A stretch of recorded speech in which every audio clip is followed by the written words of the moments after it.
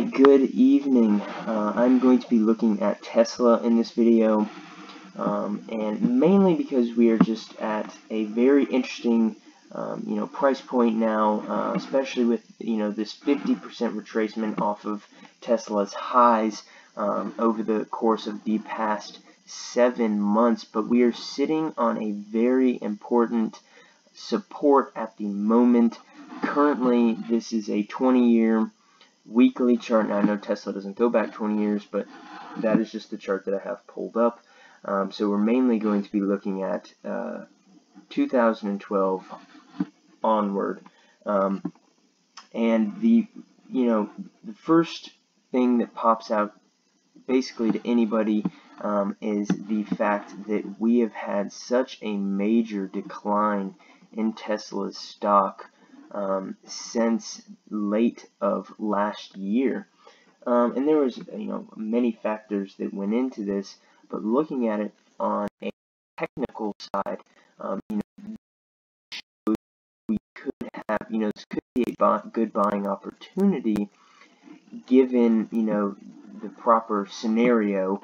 But this could be a very good buying opportunity, very cheap. Bargain hunters could be buying in here to see this come back up, and whether we make new highs or we just show signs that we are moving upward to say maybe the 250 mark. You'll be looking at roughly a 30% gain. So this is a very attractive stock at the moment, but everything has to play out right for Tesla. We have to hold this 185 support, and I got this line based off of all of these reactions that we have had off of the 185 price point. So looking back at 2012 was the only time that it acted as a significant resistance. We hit 185 and declined, but the next time we came to it, we rallied right through, used it as a support here in 2013. Again, in the beginning of 2014, we broke down in 2015, but then ripped straight through it. So, I mean, you can see what I'm saying here. We have pinned, bounced off of this as a support in multiple years. So, if we were to see it decline through this 185 support on the weekly chart, that would show signs that Tesla has new lows to make this year. Now, if that were to occur, if we were to move lower, again, this is all just on a technical analysis, I would say one point to look at would be this $150 price point, because there isn't really a whole lot of trading that has occurred between 185 and 150. It's been years since we've traded in that area, so you could see a rapid sell-off to the 150 price point if we do in fact break lower on Tesla. If we were to, continuing with the scenario of moving in the downward direction, if we were to break through the 150 level, the next level would be right around here at the 120 to 125 level, right in here. So, first you're looking at about a $35 gap downward. It wouldn't necessarily be a gap downward, but a downward movement of about $35 where there's really just air. And then if we were to break the 150, maybe at that point it wouldn't necessarily be air, there'd probably be more buyers stepping in at that point. But if we were to continue downward, look to see 125, and I think if we wouldn't hold 125, that is when Tesla would really be in a sticky situation. Not to say that they aren't already. I mean, when you're looking at a price that is roughly 50% off of the highs, it's obviously not good currently. The price of Tesla is not good currently, but if we were to make it all the way down to 125, the next support is basically non-existent. In the year 2013, when we saw this rally upward, it was nothing but positive. There was no real stops along the way. Maybe 100, you could say, but it's not necessarily a significant support. So that is what really, kind of scares me on Tesla. If we were to move lower, if we were, and this is worst case scenario, if we were to break through this 185, if we were to break through 150 and 125, there's nothing below on Tesla prior to getting down to, say, this $35 price point. It's just nothing but air. There's no support in there. Will there be buyers in this zone? Yeah, I'm sure there will be, but that is just one thing to look at and to realize. If you were to get in and this were to go down, these are things that you need to be aware of. There's a bubble relatively in here, not bubble, but there's a gap. There isn't a whole lot of trading. There's a gap here as well. No support, no resistance, and then once you break that 125, there's really nothing. Now, that is not to say that I am completely bearish on Tesla. Again, we are sitting on a support today. We have bounced off of that support this week. The past couple of days have been green on Tesla, which has been a sigh of relief for people who are holding this stock, because prior we have seen nothing but a downward trend. So we're sitting on this trend line, but as I move it in closer here, you'll see something else, this trend line right here that we need to break through. So I'll move it to the 4-hour chart here, and you can kind of see what it is that I'm talking about. So here is this is not the all-time high, but it is relatively close. Call it 380, and I think the all-time high is 389. So we'll call this a high, and I have this trend line drawn in here. So we're starting to see, this wedge pattern. Well, not really starting to see. There is a wedge here. You can see every time we've hit this upper resistance line, we have just continued this sell-off downward and downward. So what I would like to see with Tesla is to gain some support, which we have seen in the past around this 185 level, to gain some sort of strong basis for this to push through this downward trend line that we have tapped multiple times now.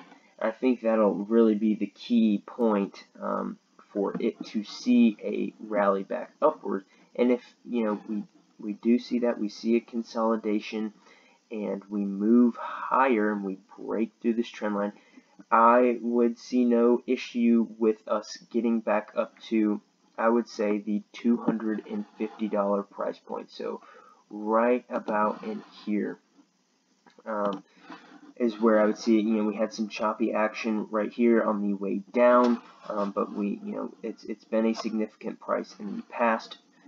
So if we were to make it through this wedge and move upward, I would look to see 250 be a area of resistance. And I'm not saying that if we were to break through this trend that we would automatically go to 250. I guarantee you there are bag holders who have been holding this all the way down through this 7-month decline that are wanting to get out. So as Tesla begins to go upward, those bag holders are going to start to sell their shares so that they can finally get out, because they're worried that maybe we move above 200 a bit and then we continue selling maybe through this 185 level and further down.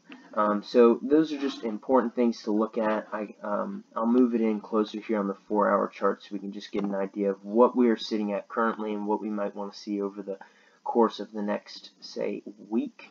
Right now we are getting pinched.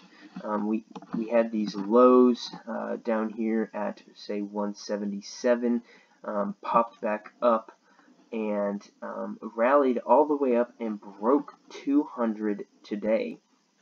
Right in the morning, we popped up over 201 before coming back down. But you can see this 9-day moving average along with the 100-day moving average on the 4-hour chart are starting to pinch. And you can see we closed on a green candle right here, but after hours we have been taken lower. So if we start to see this 9-day kind of flatten out and the price kind of round downward, you want to see the 185 level again hold, along with, maybe prior to getting to the 185 level, this 50-day moving average, hold it on the 4-hour chart. That would definitely show signs that we may be looking at a potential for this to start curling upward on the 4-hour chart. And again, I like to look at the longer time frames rather than the shorter time frames, because it gives you a better understanding of the history of the stock. Usually when you're looking at those short-term charts, it's very quick movements, and it's the long-term charts that really give you an idea of where the stock is moving in the next major trend that you're going to see.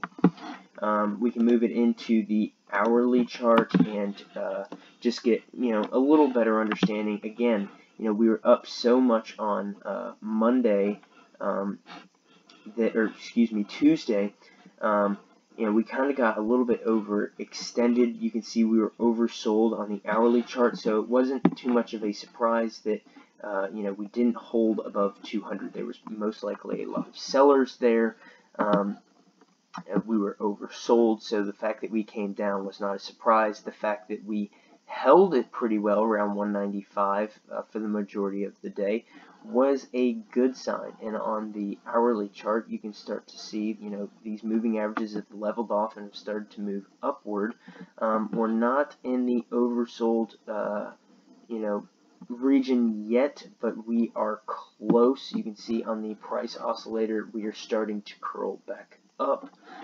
So, these are bullish signs for Tesla. But again, you have to look at the overall. We still have this major trend line coming downward over the course of the next 7 months, which will act as a significant resistance on Tesla. So that is something to be mindful of.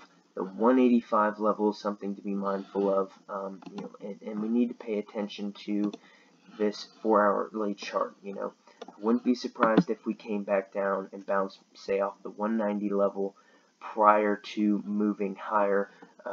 And that's not to say that we will go there. We could just as easily pop through 200 tomorrow or by the end of the week and start to move towards this trend line sooner.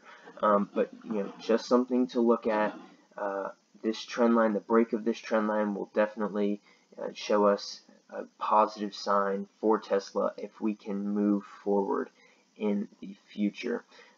So thank you guys for watching. I hope that you guys do some sort of analysis prior to getting into your trades. I know whenever I started trading, I think this is how it is for a lot of people. You just kind of get into the trade and you kind of hope and pray, and it isn't until you kind of stay in the market for a while and you realize that there's certain techniques that you can do, certain things that you can look at to get a better understanding and more confidence before going into a trade. So hopefully this was helpful to you guys, and maybe you can use some of this as you analyze Tesla for yourself. So thank you guys for watching.